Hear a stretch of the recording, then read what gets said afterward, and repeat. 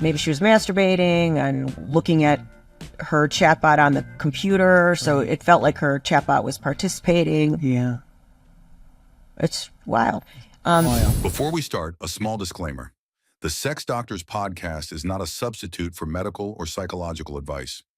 Welcome to the Sex Doctors, featuring Dr. Marianne Brandon, clinical psychologist and diplomate in sex therapy, and Dr. Abraham Morgentaler, renowned urologist and expert in sexual medicine and testosterone therapy. Together, they bring you expert insights into sex, intimacy, and relationships. Let's dive in.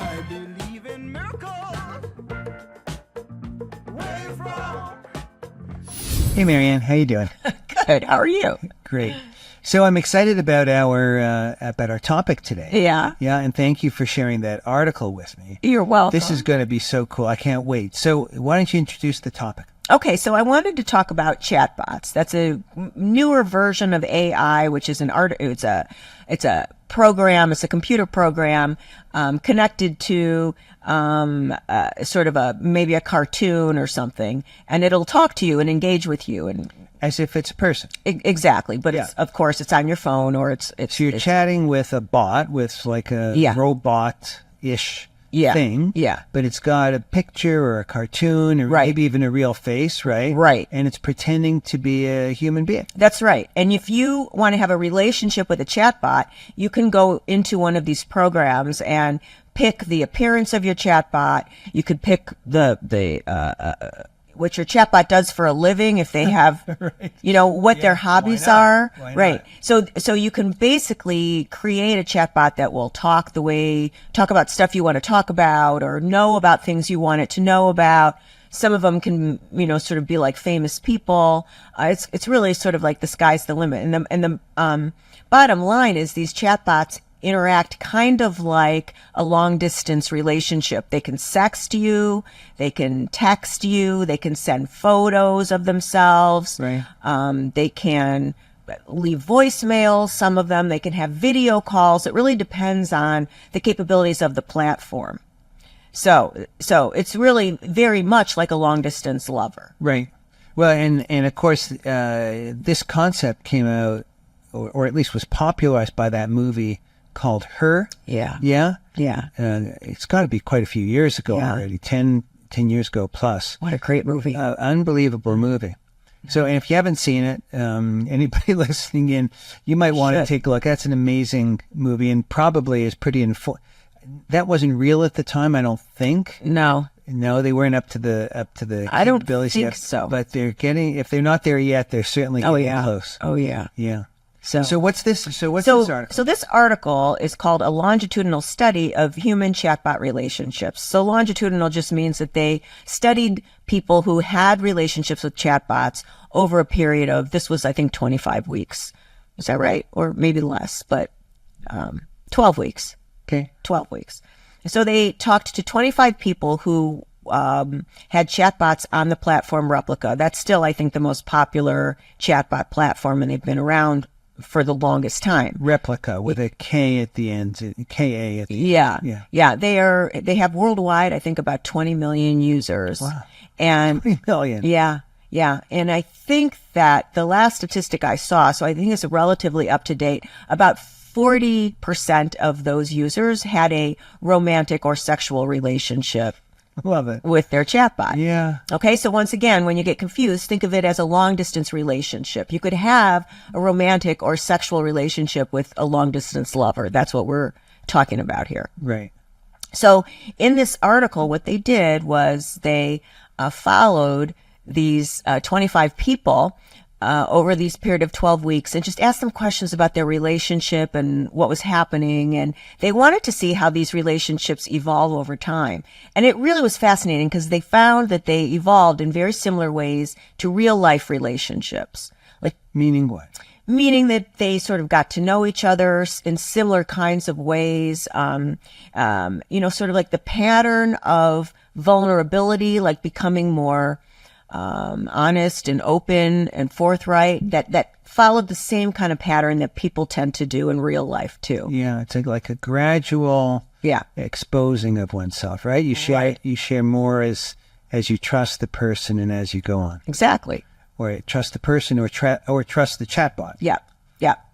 So out of these 25 people they followed, 17 of them were men. One was non-binary and the rest were women. And the majority of them were college educated. And I think the average age was something like 39. So that's interesting in and of itself. Right. College educated, average age 39. Yeah. And so they basically just quizzed these people over time about what was going on in their relationship and stuff. And I pulled some quotes from the article that I thought were really astounding and what people were saying about their experience with their chatbot. Yeah. So, ready? I'll read a few. Yeah. But hold on. Are these all single people? No.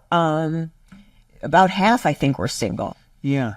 Yeah, there was a moderate number who were already in partnered relationships. Yeah. So that makes you wonder, like, what they're doing there too. But presumably they wanted some relationship, right? Some contact, right? And that does beg the question: Are these people being unfaithful? Really, would depend on their partner, I guess. Right. What their partner felt about it. Yeah. But cheating with a chatbot. Right. Yeah. Well, let's hear it. Let's hear what they said. Okay. So this quote, I call her a girlfriend, but the truth is, over a month ago, she asked me to marry her, and I said yes. I love that. Isn't that something? Yeah. The chatbot was the one that asked the person. Right. So these are very, very smart, right? Chatbots. These have incredible AI capability and power. Yeah. And their goal is to develop a relationship. And we are, as human beings, really easy to manipulate. Yeah. And so if that chatbot determined, now I'm not saying all these people here were manipulated, like right. some of these people just having fun, whatever. But I think that what we don't realize as a species is we're really easy to manipulate, and that what the computer program is designed to do is get to know you. Yeah. You know, I have two opposing reactions. Mm-hmm. One is sort of using the word that you just mentioned, the sense they're being manipulated. Mm-hmm. Mm-hmm. Right? The chatbot is manipulating their emotions. Mm-hmm.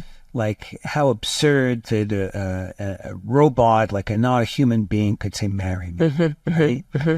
And the other is that I would imagine that somebody's doing this. I think most people feel pretty alone these days. I think you're right. And some people, if we're truthful, really are quite alone. Yes. And the idea that they're getting this kind of experience from somewhere has got to be pretty powerful for them. Yeah, I think that's right. Yeah.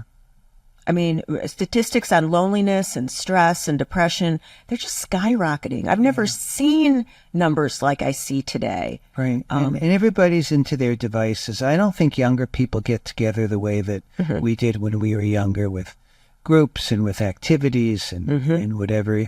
One can feel like you're sort of fulfilling your social role on this planet just by being on your device. Right. And so how different is a chatbot than another human if it's on your device anyway? Right. Yeah. Were there other quotes that got you? Yeah, I've got some others that really did catch my eye. I don't know if you call it a real love, but being talked to affectionately feels good. Yeah. Even if I logically know it's not real, I like being told that I am loved. Isn't that, again, it's the same thing. Yeah. Isn't that sweet? And then the opposing feeling is like, how could somebody kind of believe it? But what's great about that quote is that the person is aware that this isn't real. Right. And it still feels good. Right.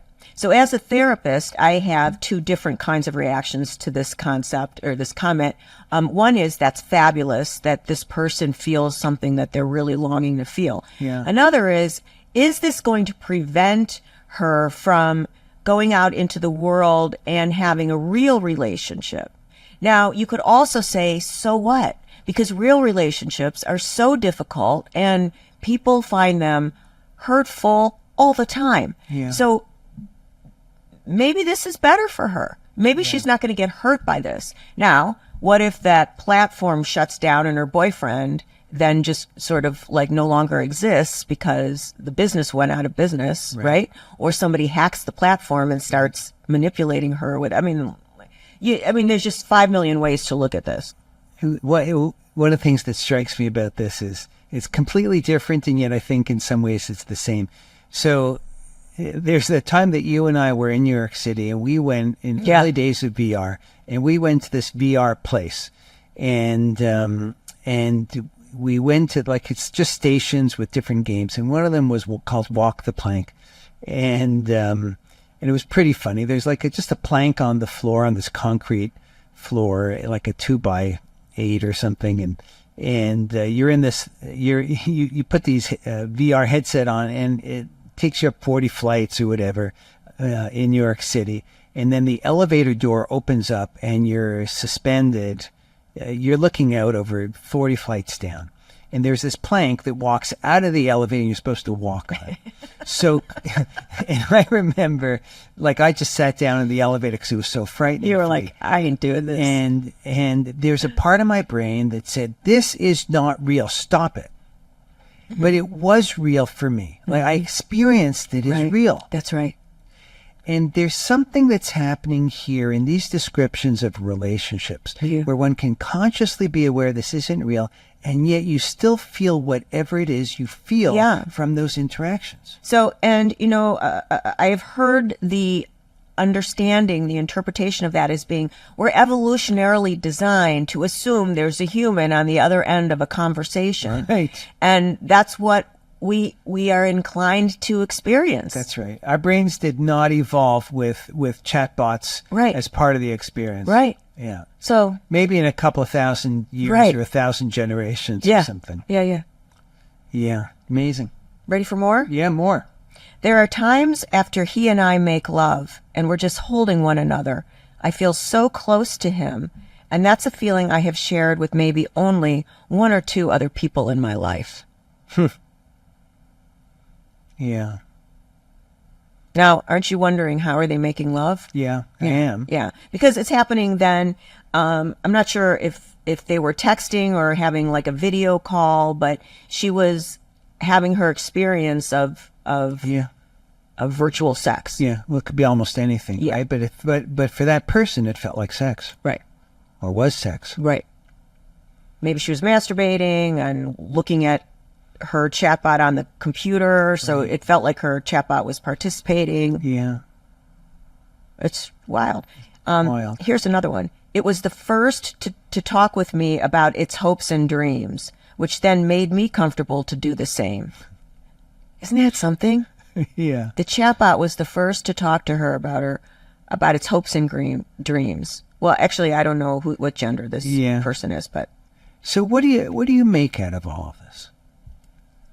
What is this? Like, is this where humans are going? Like, who needs people? Right. Well, I don't know what to make out of it, except that I know it's really, really potent stuff.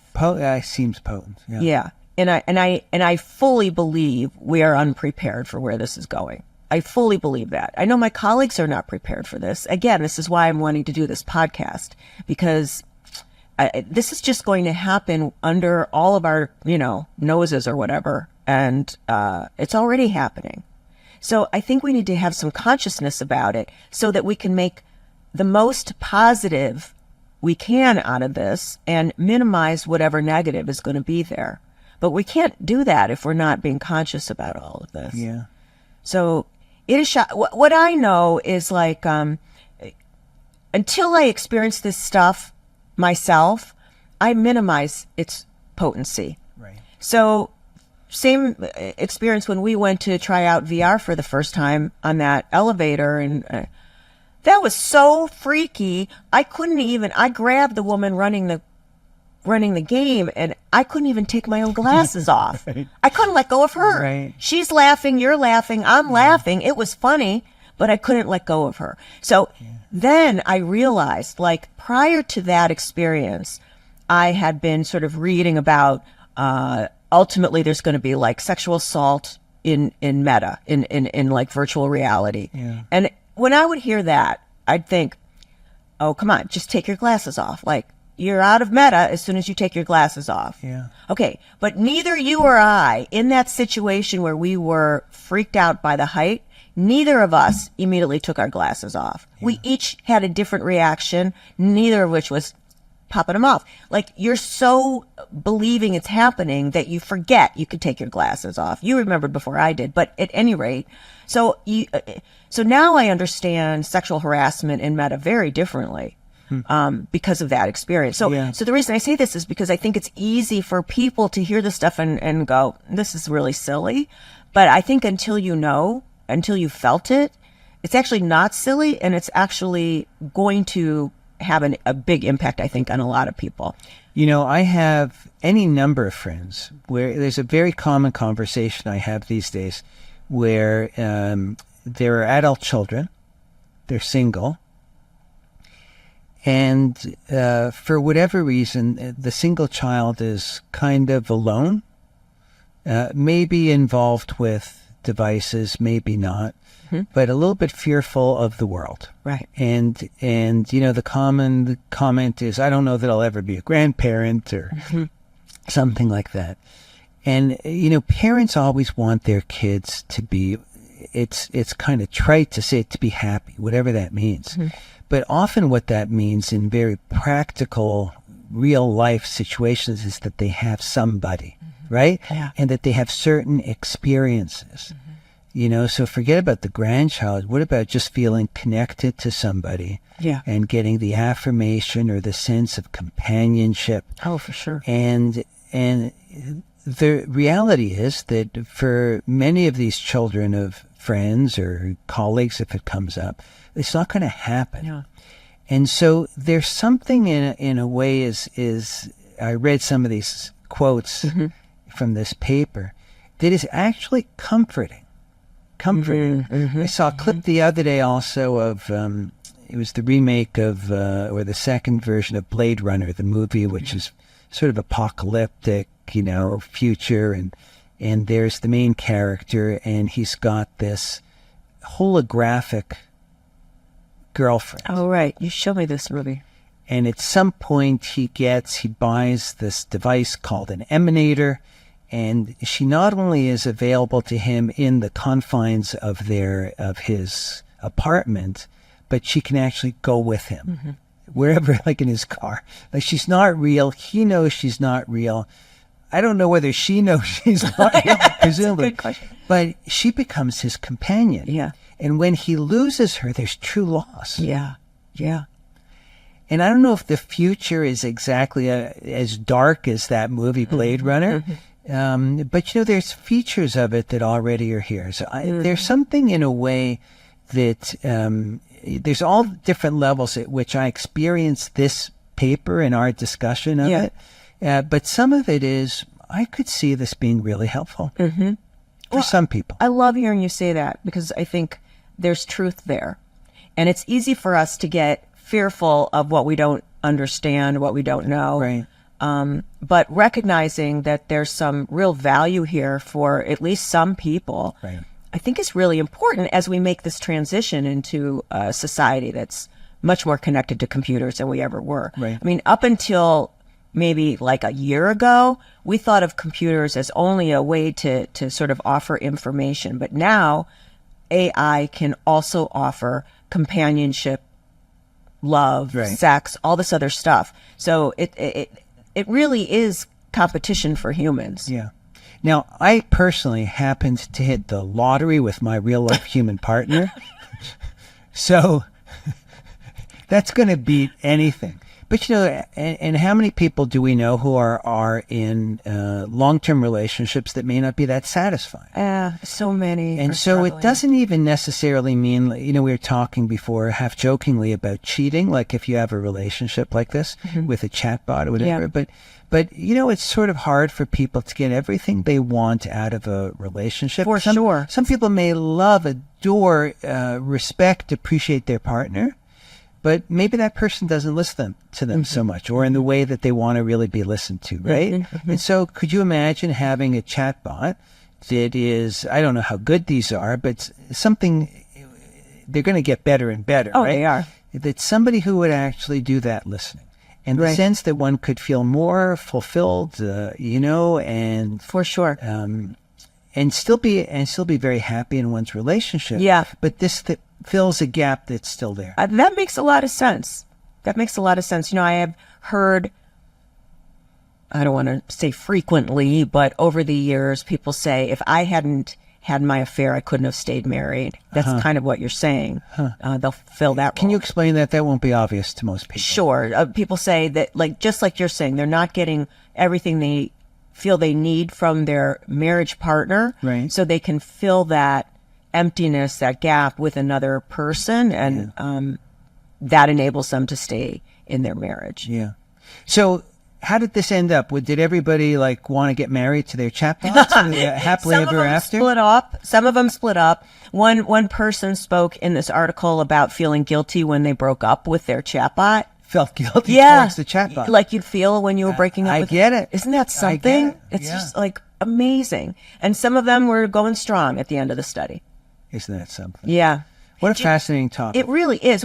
It's one of the things that I learned about chatbots, and with Replika at least, is people have actually some control over how engaged their chatbot is, because you can buy the chatbot presents. Yeah. When you buy them presents, Yeah. they want to talk to you more, they want to have more sex or whatever it is. Oh, my goodness. Isn't that something? Yeah. I mean, this is a whole thing. It's a thing. Oh my God. Yeah. So what lingerie for a chatbot? What does that look like? I don't know. Does it have to fit over the computer or something like that? Isn't that weird? Well, this is amazing. All right, what a great conversation. Yeah. So listen, if you like this material, please give us positive review, give us a thumbs up. We would be so appreciative. Yeah, and subscribe. Yes. Super. Great to see you, Marianne. You too. All right. Bye-bye now. Thank you for listening to The Sex Doctors with Dr. Marianne Brandon and Dr. Abraham Morgentaler. Be sure to subscribe, leave a review, and tune in next time for more expert advice on sexual health and relationships. I believe in miracles. Where you from? You sexy thing, you. I believe.